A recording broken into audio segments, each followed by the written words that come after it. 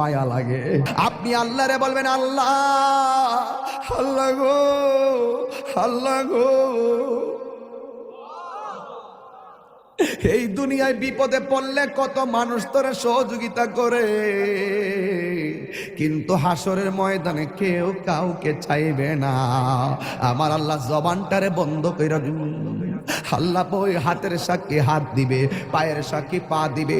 কিছু কিছু মানুষ আমলনামা নেওয়ার জন্য পাগল হয়ে যাবে। আল্লাহ, এই আযাব আর সহ্য হয় না, তাড়াতাড়ি ওই তো জান্নাত দাও নাইলে জাহান্নাম দাও, তাড়াতাড়ি আমরা আমলনামা দাও।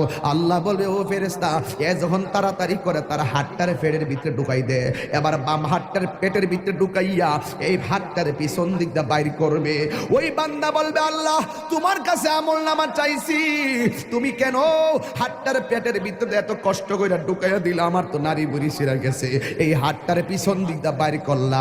আল্লাহ বলবে, তুই না আমলনামা চাইছস, তাহলে পিছন দিক দিয়ে তাকায়া দেখ। এবার ডাক দিয়ে বলবে, আল্লাহ, আমি তো তাকাইতাম পারি না, পিছনে কি দিছো আমি তো দেখি না। আল্লাহ বলবে, ও ফেরেশতারা, ও আমলনামা দেখতে চায়, গাটটারে ভাঙ্গা দে।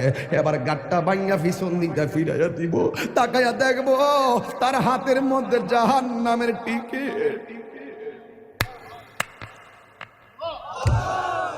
হায় রে, অনেক মানুষ আল্লাহর কাছে হাসরের মাঠে পানি চাইবো।